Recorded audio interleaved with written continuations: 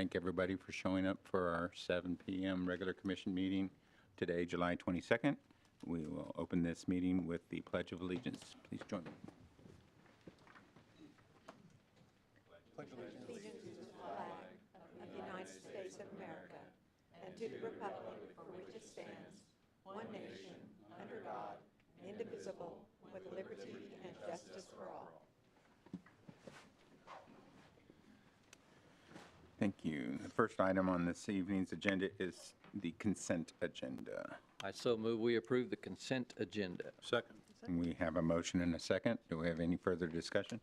I just want to add on discussion, really appreciate this report. It is so full and so helpful, going to be so handy because it just contains so much to refer back to. So just thank you on the report. With that, all those in favor say aye. Aye. Any opposed? Same sign. Hearing none, that motion carries. First item of our regular agenda this evening is to consider the 2026 budget. And that's going to be a tag team between Daniela, Donna, and Rebecca. Okay, I'll kick it off.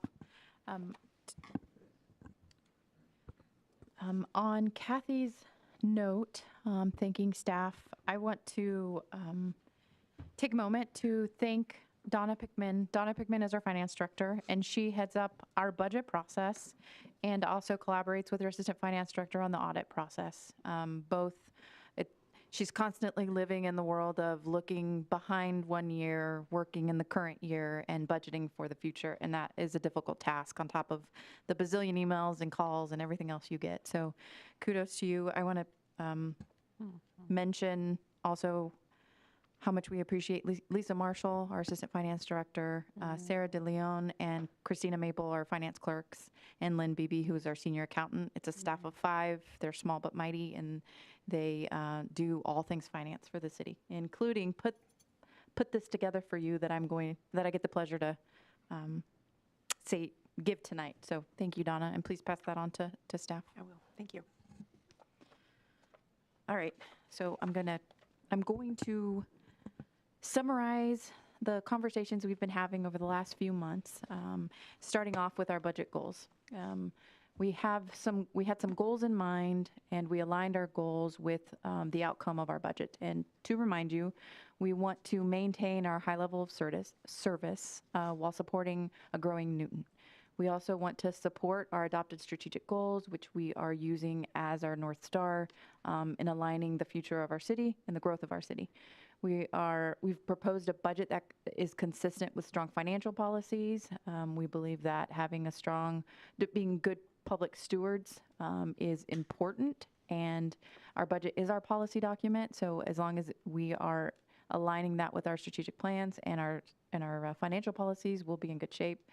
I threw in there maintaining our AAA minus rating from a finance perspective. And Donna can maybe add to this. We are in a really good spot with our current reserves and our current cash balances, our audit outcomes, the way we do our finances. Our audit was great. And I think that our AA minus rating has allowed us to stay competitive with our bonds, to keep our low interest rate. How things are.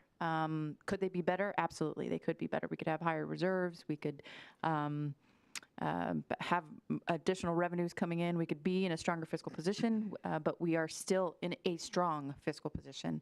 And I think that's important to keep. I don't know if you have anything to say. The only thing we've got dinged on before was because our economic indicators were slumped, kind of, but now we're coming out of that too, so it all looks good. Yeah. Let's see. Something important to state is that I want to remind our commissioners, and staff knows this, remind our residents that we were very intentional about prioritizing our city goals. Those goals provide us a path in making better decisions, more informed decisions on the future of our city. If we can tie a decision to our strategic goals, we know we're heading in the right direction. All right, some of our budget highlights. To remind you, what was included in the budget is the entire increase in the assessed valuation. I will talk a little bit more about that in the coming slides, but really what that was to allow us to implement our salary study. Our salary study was a big endeavor this year.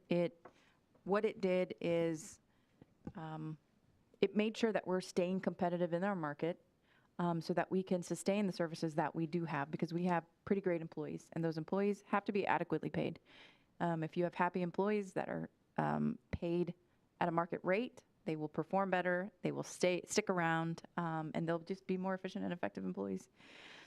We decided to implement the study at 60th percentile of the market because we are competing with the Wichita market, and that will go into effect on August 3rd.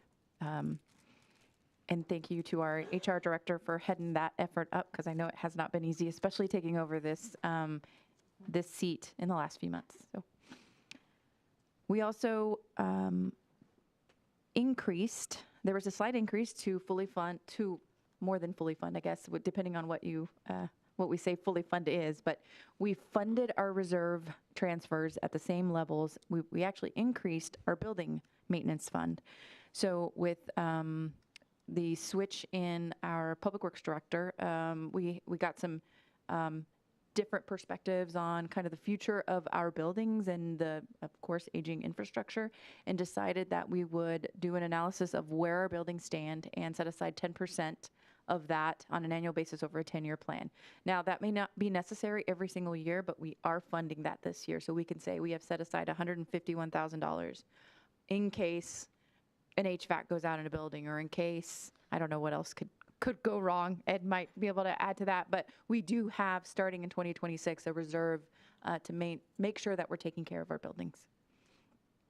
Included in this budget is the continued funding of our city partners, the Chamber of Commerce, Harvey County Economic Development, Health Ministries, and we did increase our senior center funding this year.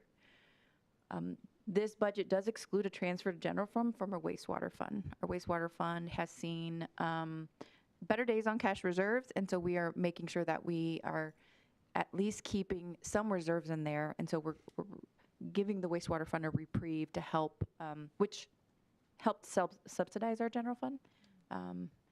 We hope to pick that up in the future. We may not have to, but this will allow us to make some bond payments and build up that wastewater reserve until we can do another project. Is that accurate? Yes. A quick summary of where we landed on the 2026 proposed mill levy. The total mill levy is just a little over 72 mills. That includes a 5.6 mill levy for the library, which is pass through the correct term? A pass through. The other levies stay here. The airport one is dedicated to our airport, but they actually stay within the city. The 2025 assessed valuation is $179 million. This is almost a 5% increase over last year, which is, in dollars wise, about a $600,000 increase for us. That increases the mill about $8,400.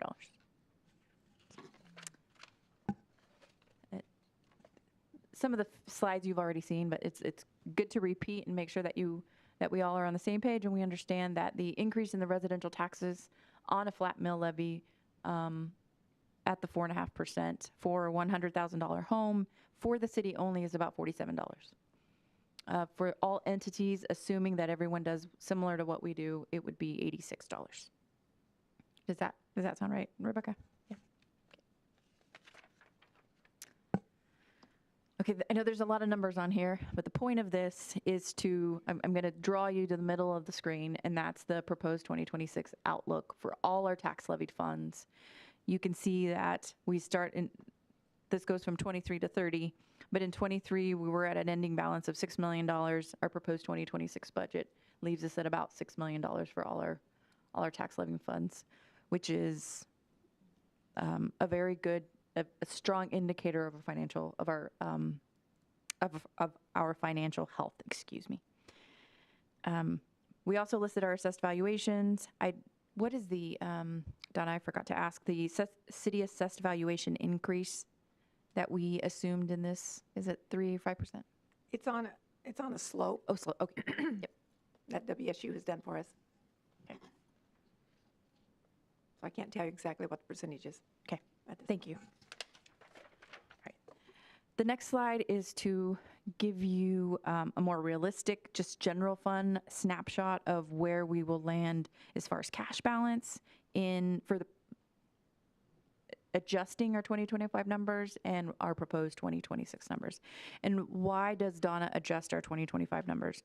Donna is constantly reassessing revenues and expenditures because things change. We're budgeting a year and a half ahead. And so based on last year's numbers, you had a sales tax number, and sales tax is still pretty strong. And so that sales tax got adjusted this year to increase our revenue estimates. Something else she did was use of money estimates. So she's consistently and continually assessing general fund revenues. Let's see. Just a reminder, the 2025 budget includes our wage study implementation as well, and several new positions. I don't know those off the top of my head, but we did have some positions last year that were approved. The 2026 budget, very little change from the previous year. If I'm missing anything, let me know, but I believe there was no increase in any type of capital equipment purchase other than those increases in the reserves and our personnel wage study. And that was purposeful. I think staff did a great job of making sure that we kept that number as low as we could because we knew the impact of a pay study and what it would do. And staff was supportive of doing anything they could to make that change, to support in making that change. So there's not a whole lot that changed in the budget as far as operating budgets of the departments. Again, there was no transfer to the wastewater fund for 2026. And we hope there's no transfers at all Oh, no from transfer. any of because in 23 and 24, we didn't have to transfer. Okay. And we hope that happens this year. I think it looks good for us. Great. And then we hope that trend continues, but if we do need it, it will only come from the water and the sanitation.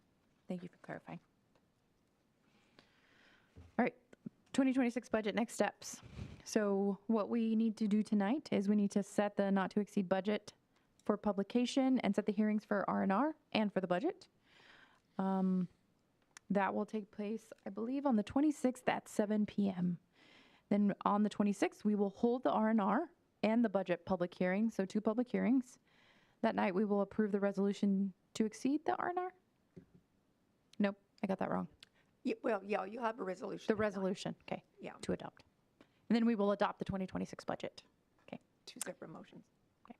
October 1st is actually the statutory date by which the budget has to be certified to the county. I threw that in there so you know we're ahead of the game. That used to be earlier. It used to be in September? It used to be the end of August. August, yep. So we just stayed on that same, why drag it out another 2 months? No, we don't want to drag it out. All right. This document, Donna showed you last year. I think she shows you every year. It's a lot to read, and I know to me, it's a difficult document to read unless you work in it every year. So I thought I'd maybe explain that this is the State of Kansas Notice of Hearing to exceed the revenue neutral rate, and it also serves as the Notice of Budget Hearing. This is published in the paper. It's actually in an Excel spreadsheet that the State of Kansas provides to us to fill out to submit back to them. So this is like a state document, and it has to be filled out pretty accurately. This is fed by 500,000 other spreadsheets that she has to fill out. So that's why it's very important to when we put together a budget and we start making these small shifts. Not only is she changing our internal spreadsheets and our financial system, she's also having to change a budget workbook that is required by the state to be sent to them. So this serves as a city notice to residents, and it's published in the paper. It publishes several important tidbits of information, including the budget authority for expenditures. It's circled in red if you can't see it. Our budget authority for expenditures is $62,775,028. It also publishes the amount of ad valorem tax that we cannot exceed to collect, which is $12,954,879. And the proposed estimate tax rate, which is 72.223 mils. That is what's being published. Just yours is circled in red, Oh, yes, just so you know. okay. It's circled in red. Up there. Okay, Yeah. yeah. All of that to say, to wrap up with, once we approve this budget, I think it would be with our strategic plan being a 2-year plan. It was intentionally a short-term plan for the purpose of just holding us through the next year or two so that we can begin working on a longer plan, maybe a 3 or 4 or even a 5-year plan. And I think it would be prudent to do that in a winter retreat, maybe a 1 or a 2-day engagement and full depth review of our city budget, of our city processes, maybe refamiliarize ourselves with what we do and how we do it. Because I know it gets, we get caught up in the daily decision making, and sometimes we don't remember, we don't realize what it is that we are doing, because we provide a lot of services. We provide a lot of great services. We could, at that time, review the status of where we're at on the comprehensive plan. We could review the status of our succession planning, which is kicking off this Friday. We could get an update on the public safety. We could talk about our public safety assessment that we're wanting to do for the future of our public safety department, and making sure we have the infrastructure in order to meet the needs of a growing community, and also just create a new plan, start working our new plan, because our current strategic plan is a 2025-2026 plan, and it's right around the corner. So I know that was a lot of information. If you have any questions, be happy to answer. Staff will be happy to answer as well. And we do need So- a couple motions from you. Yes. Yeah. We need to set, So what's the first motion for? What will it be for? it will be to set the not to exceed expenditures. Once you set this amount of 62,775,028, we cannot increase that. Or we have to republish and Yeah. wait another so many days and that kind of thing. So this will I set move, that. I move that we set the 62,775,028. I second. We have a motion and a second. Any further discussion?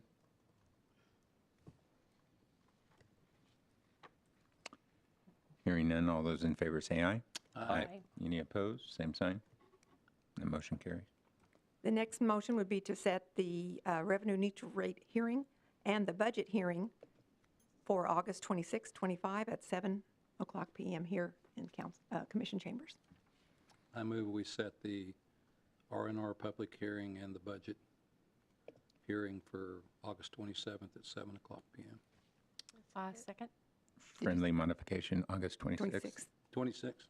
Yeah. We have a motion and a second. All those in favor say aye. Aye.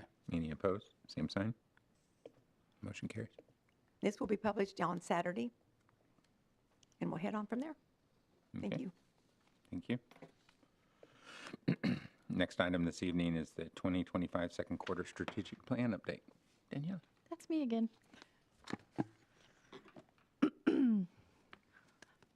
Okay. Almost a year ago? Has it been a year already? Close to a year. This commission adopted a 2-year plan.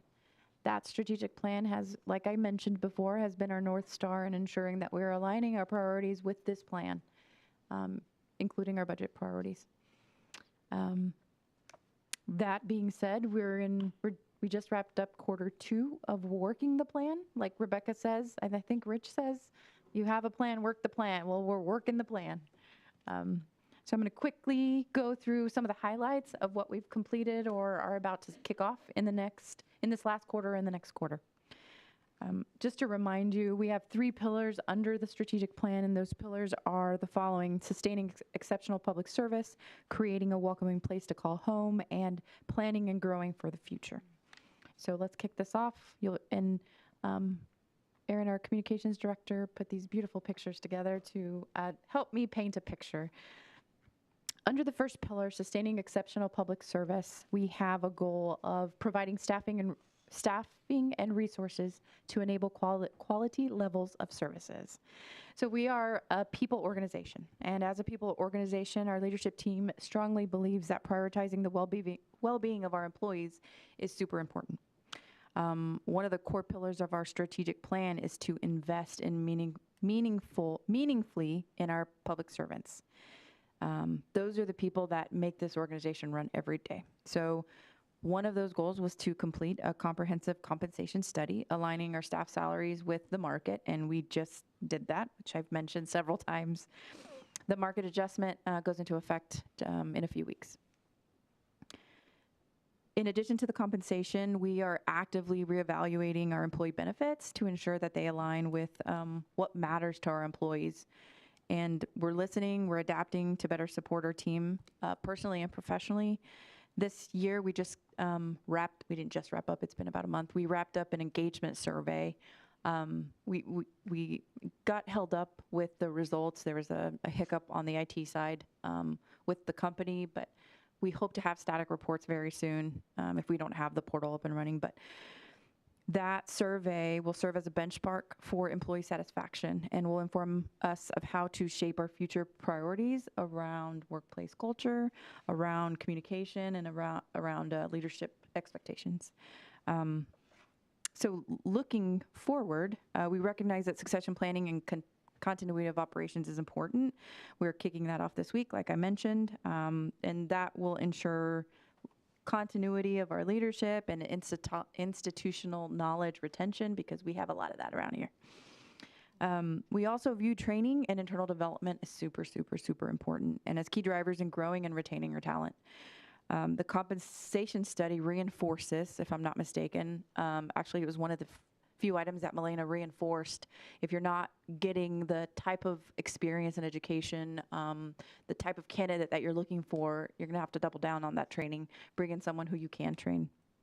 So it confirmed that our team values opportunities for professional growth just as much as they value competitive pay. So we now have an internal, it's twofold, the plan is twofold. We plan on creating an internal training framework that our HR department is going to head up. Those are going to be soft and hard skills, mostly supervisory. And then we also want to make sure that we sustain and champion our PCM model, or combined with our servant leadership model. And we have an internal staff member who now is PCM trained, and she is kicking off a training, our first training ever in a few short months with a lot of our staff. So our compensation study also pointed out how we can begin retaining and engaging employees sooner than a year. So we are going to kick off stay interviews to check in with our employees sooner than we normally do, and also a new onboarding process. I think that's it under this slide. The next slide is same pillar, different goal, maintaining and improving public infrastructure. We know that recent events over the recent years, COVID, market changes, we've had to, I think, pull back on some of that infrastructure funding, at least in my experience in other cities. I know I wasn't here during COVID.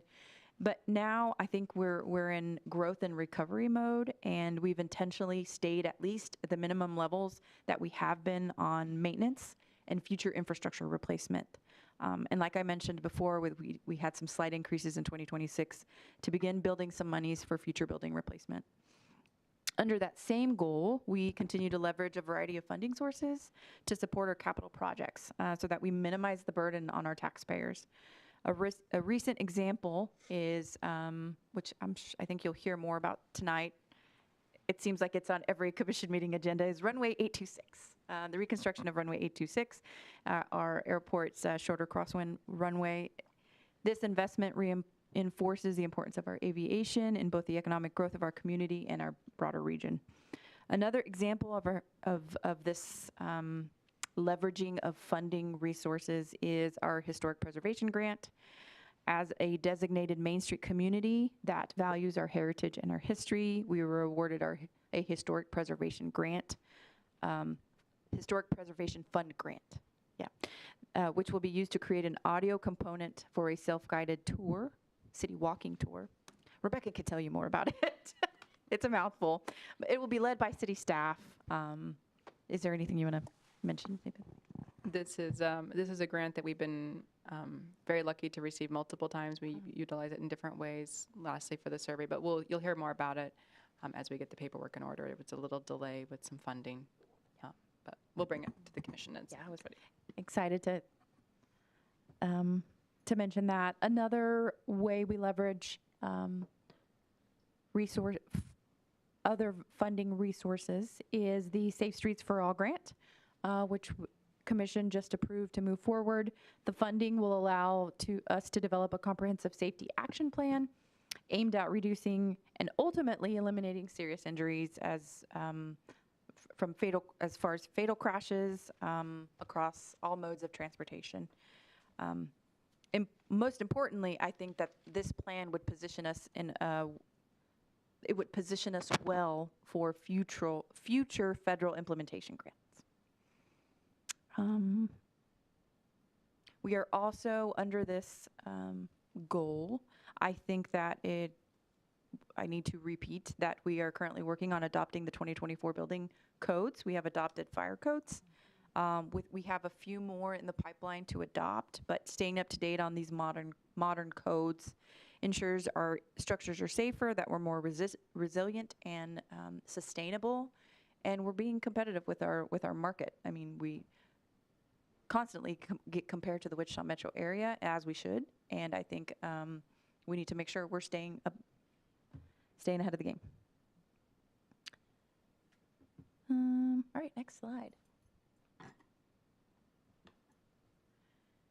So under the same pillar, so we're still under the same pillar of sustaining exceptional public service, we have decided to focus on enhancing public trust and engagement. I had a mentor always tell me, the saying goes, government moves at the speed of trust.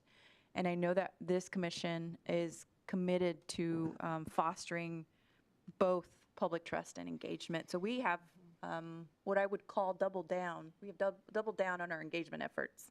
Some of those include community polling. We recently did a fireworks survey poll, continued distribution of our weekly city newsletter. I can't tell you how many times I have staff from other communications offices in cities across Kansas ask me how we put that together. How many staff do you have? Who works on it? How do you sustain that? Because there are cities, especially ones that I've been at, that don't do that. It's a lot of resources, it's a lot of time, it's a lot of effort, and we are committed to sustaining that, led by our communications director, who does it every week religiously. We have expanded the Choose Newton newsletter. The Choose Newton newsletter used to be published quarterly. Is it quarterly? And it is now published biweekly.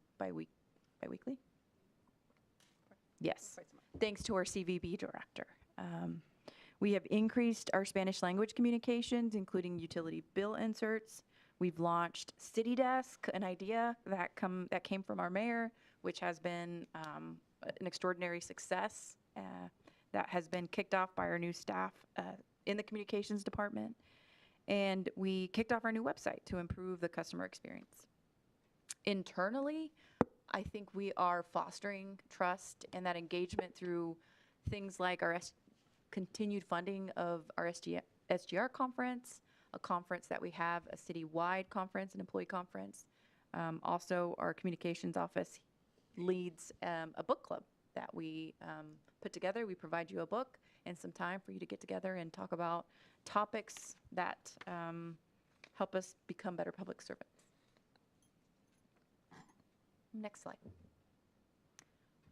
Pillar number 2, creating a welcoming place to call home.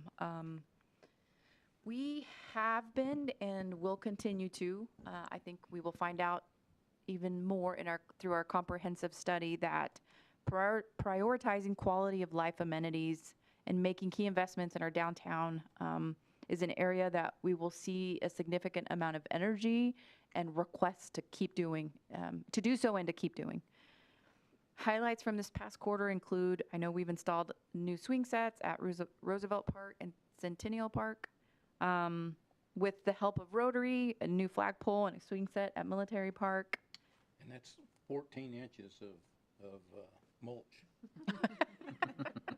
That's a lot. That is a lot. We recently accepted our KDOT Transportation Alternatives Grant, which will help us pay for closing the gap of our Sand Creek Bike Path and continuation of promoting our downtown businesses in partnership with the Chamber of Third Thursdays. A major recent decision that's aligned with downtown revitalization is Commission's approval to put out an RFP to demolish 320 North Main. I can see the excitement in the room. We're excited to explore what new development will best serve our community in this very, very key location. I think it's important to state that in our plan, we support USD 373.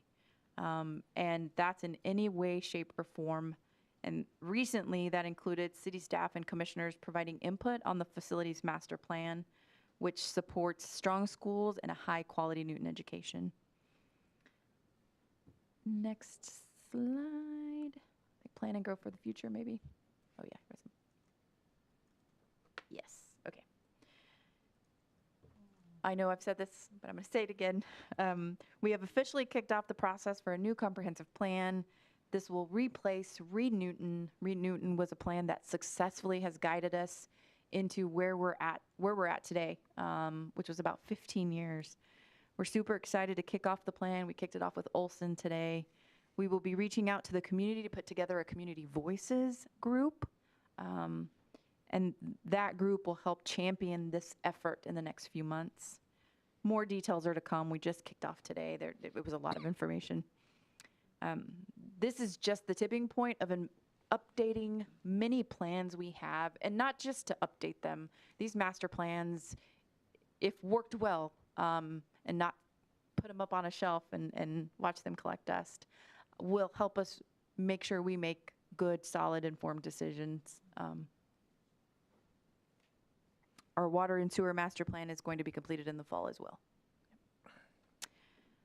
Also, something to note, we continue to see strong interest in residential growth. We've had 14 new single-family homes and 12 new duplexes since the beginning of the year. Wow, I feel like I spoke really quickly. A lot of excitement is happening. A lot of good things are going on. All of this internal and external momentum, I think, sends a really clear message that Newton is growing, we're building, and we're preparing with purpose. And I want to thank Commission for their support of this plan and for the efforts that help us stay on this plan. So I think we're laying the foundation for a vibrant and thriving community. That's all I got. If you have any questions, please let me know. Staff can answer as well. Thank you very much. Thank you. Congratulations to staff and everybody who had efforts in that. And it's a lot of work. Yeah. That next item on our agenda this evening is the consider temporary alcohol permits for the Newton Saddle Club Rodeo August 1st and 2nd, the Bulls and Barrows on August 9th. Denise? Yes, thank you. This is for Whiskey Wagon. They are a catering business out of McPherson area, and they are requesting that we give them a temporary permit for the Newton Saddle Club Rodeo, which is going to be August 1st and 2nd as part of the Harvey County Fair. And then a second event is going to be Bulls and Barrels Bash on August 9th. They do not have to have like a resolution or an ordinance from you because they are a caterer. They have to present that information to the state for every place that they go to do their catering, but we have to give them a temporary alcohol permit. And that is part of the rodeo grounds. We put that into our ordinance when we redid the alcohol ordinances. So I would need a motion to approve both of the permits. I motion that we approve the temporary alcohol permits for the Whiskey Wagon. We have a motion and a second. Any further discussion? Hearing none, all those in favor say aye. Aye. Any opposed? Same sign. Hearing none, this motion carries. Next item this evening is to consider a grant agreement with KDOT for Sand Creek Bike Path Extension Project. Ed? Thank you, Commissioners. As Daniela mentioned, we started the process of connecting the bike path from North Newton to south out by the golf course. And so before you tonight is the grant agreement between us and KDOT that we would like to present and get approval to move forward with that.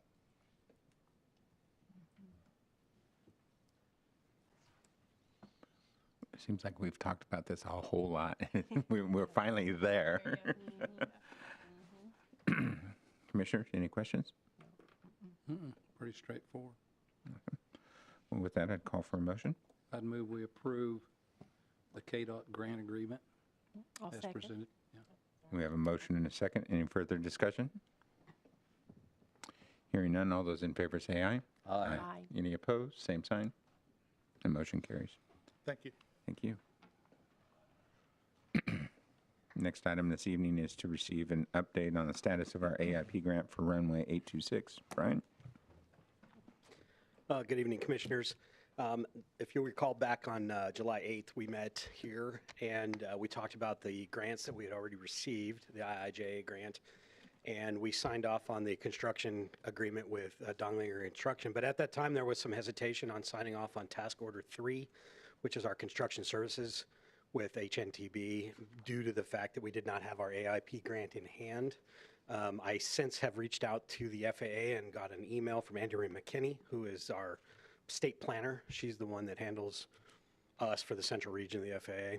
And she has assured me that the grant is coming. However, it won't be here until August because they had to redo it due to the fact that they've added more money to it, which is fantastic for us. It's just, we don't know what that number looks like, but we know it won't be less than what they had assured us earlier when we started the process 18 months ago.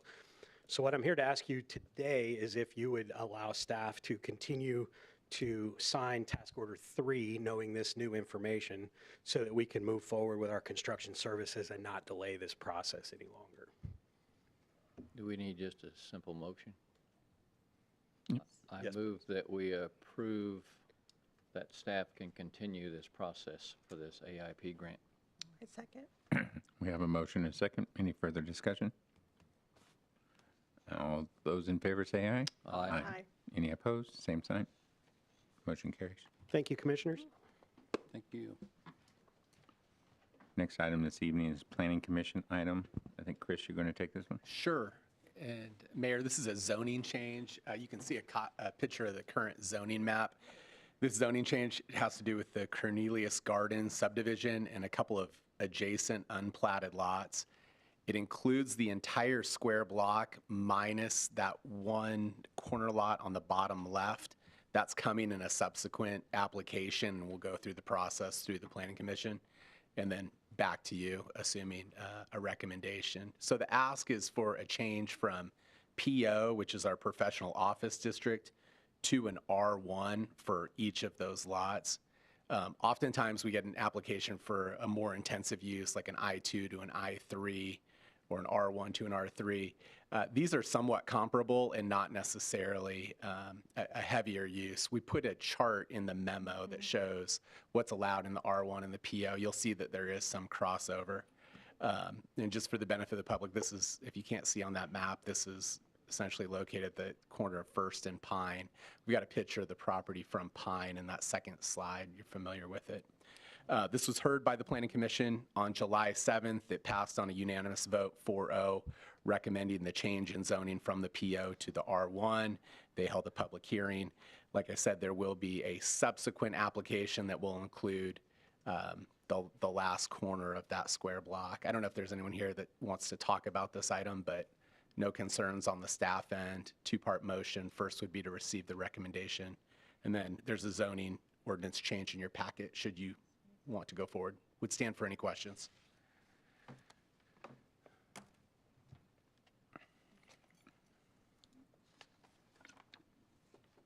I appreciated the chart.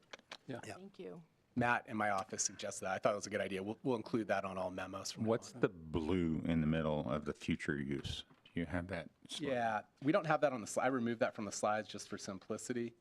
The blue in the future use. Institutional, it looks like. Right, so, and that falls under R1? Institutional, I'd have to look at the chart.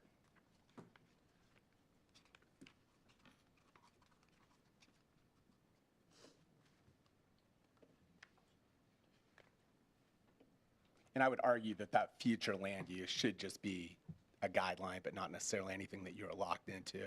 I don't think there's a spot zoning issue here. If you look at the current All right. zoning use with the R1 PO breakdown. Because I totally understood the R1 deal, but then when I For saw sure. the future use, I was confused.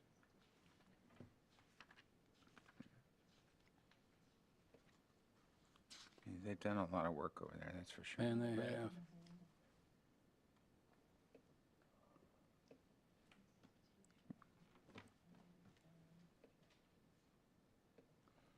So what's before us has nothing to do with the future land use slide, which is why you took it out. Well, I think it should be clearly a guideline and considered by the Planning Commission. I obviously don't think it's controlling, and I think it can be utilized in terms of general areas and not necessarily to those specific lots. I'd be concerned with the current zoning use as well. And like I said, the PO and R1 being somewhat comparable. I think from a staff level, it's a fit. I don't know if anyone else sees it different, but we're not going to, obviously, an I3 or airport zoning, something completely out of line.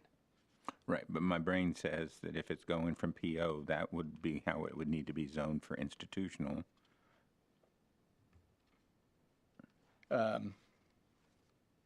To an R1, that future use doesn't Yeah. align with how it's being zoned. Sure. I mean, I guess I would just argue from the applicant's perspective that they don't necessarily have to be locked into that future use plan. I think, again, it should be a guideline. I don't think that it's, I mean, obviously, the city commission, it can be their will to say, this doesn't line up with our future land use, and we're going to deny the zoning change. You can absolutely do that.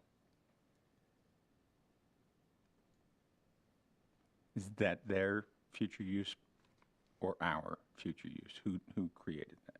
That's not their plan. That it would be a city Okay. plan. Yes. Fair. Sorry. Should Fair have cleared enough. that out. Yeah. I fully support it now. It just wasn't clicking. Sorry.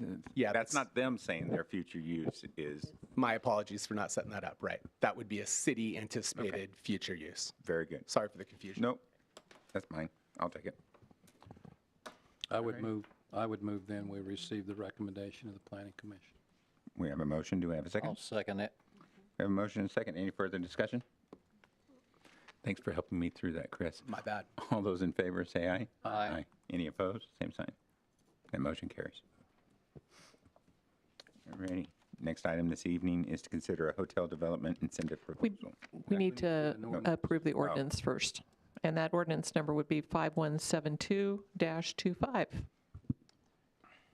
I move we approve 5172-25. Second. We have a motion and a second. Any further discussion? All those in favor say aye. Aye. Aye. Any opposed? Same sign. Motion carries. All right. Jump the gun there. All right, next item is to consider a hotel development incentive proposal. Zach?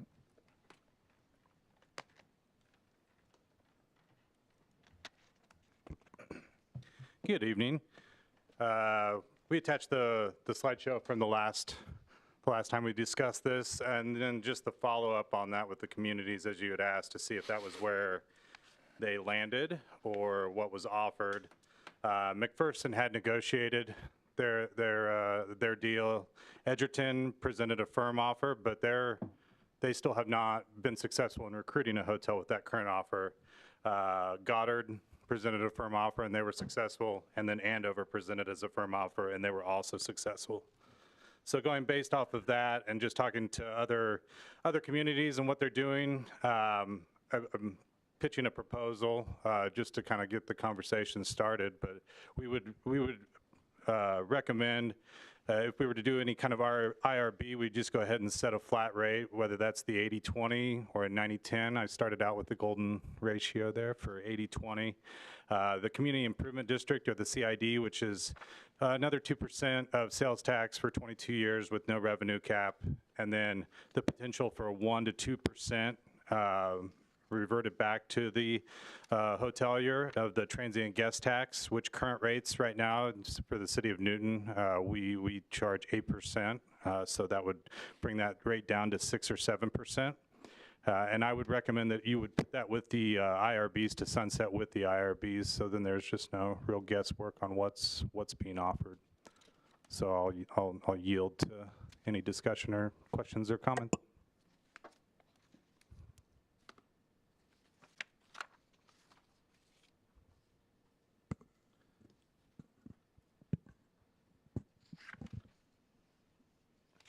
So I know at the last one, so I like what we're doing, and I like that we're building this framework and everything, and I think we've got a great start on it and a good, almost final draft and everything. Almost. I still think that we need to flesh this out a little more and redevelop existing hotel properties, because we have rooms.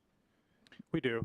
But a lot of people don't want to stay in some of those rooms and everything. So if we could redevelop some of the existing hotels with some sort of an incentive package or whatever, I think it's at least worth putting some effort into building a framework for as well.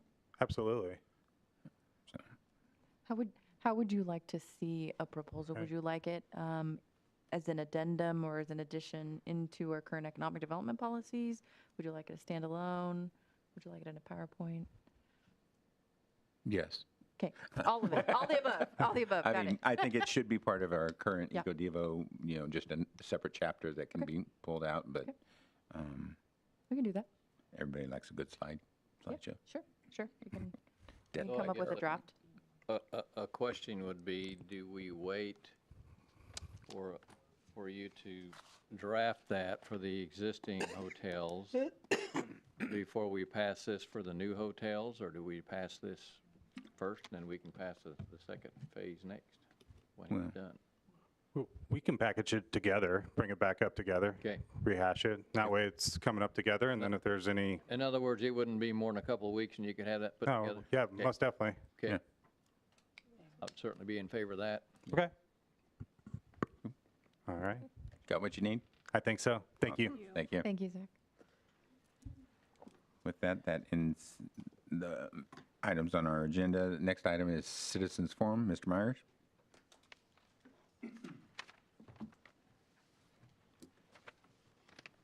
Yeah, I was at our Caring Hands shelter and met with our director, and we were surprised to see the brochure that was brought by the animal control officer. This brochure is not what we were expecting. The shelter director and myself were expecting a brochure listing the requirements for Newton citizens to keep a caged animal on their property. This was the expectation of what we were previously promised by Chief Dunleavy. About a month ago, I was at the Citizens Forum and asked Chief Dunleavy about the expected brochure, and he said it was at the printer. I was curious what the printer was, who the printer was that printed this brochure. It doesn't look very professional to me. My question to the Chief Dunleavy is, we had talked about it, and you had promised a brochure that would list the requirements for keeping an animal, a caged animal, in Newton. And so far, we haven't received it. I don't know what this brochure really has to do with that. the art of escape. I don't think there's really anything in here that, that most people can figure out themselves. And I'm just asking Chief Dunleavy, are you going to keep your promise of producing a brochure requiring the animals, what the caged animals, what the requirement? I'll take that one. I'll take that one. Okay. I've spoke with Chief. I spoke with our communications director. It's already at the printer, and it's for August's mailing with the utility bill. Wonderful. This is a separate document. Things often happen at the same time, and that's what this situation was. Hey, that's great. We're happy to hear that. Thank you. Thank you. With that, we'll go around the horn. Commissioner, anything? Thank you. I said we have kids here. Are they here for like scout? Oh, cool. Yeah, can we introduce Come on them? up. Get them up. Yeah. Hey, you're here. You got to come up. Yeah. Even if you My don't name's Kyle want to come, Sproul. I'm an yeah. assistant scoutmaster with Troop 127 here in Newton. This is my wife, Reagan. She is the scoutmaster for the girl troop here in Newton, 1127. And we have with us tonight our son, Jackson, and one of my wife's scouts, Stella, who are working on the final requirement for their communications merit badge and citizenship in the community, which is to witness a healthy debate in a public forum. We thought the city commission meeting would be a great place to knock that out. So, Cool. you guys Any questions? want to say or any questions? We're right. No? Okay. They're good? Do you have any questions? Any comments? Yeah. Any comments? Any comments? Did you learn anything? With Yeah. more discussion when we get done, Okay. Awesome. and I have tons of questions, but there's not time to answer all of those. Okay. Well, we'll meet for a cup of coffee. I know one of you. Don't know that any. Exactly. I know one of you guys. Congrats on your flag project. I just love the flag project that you guys do. And We were honored to have that passed to us from one of the remaining Catholic chapters of the Scouts here in Newton. right. 127 and 1127 is the only troop left in Newton, unfortunately. But we are several members strong, and we do intend to grow that Newton flag project. So. And I'll try and make sure that the little pipe that the flag goes in stays uncovered, because you guys had to go trouble finding it this fourth. Exactly. But I think that's just a great way to fund your troop and get some stuff done. So it's pretty good. Thank you. Thank you for coming tonight. Thanks for wearing the troop stuff for, We would have known. yeah.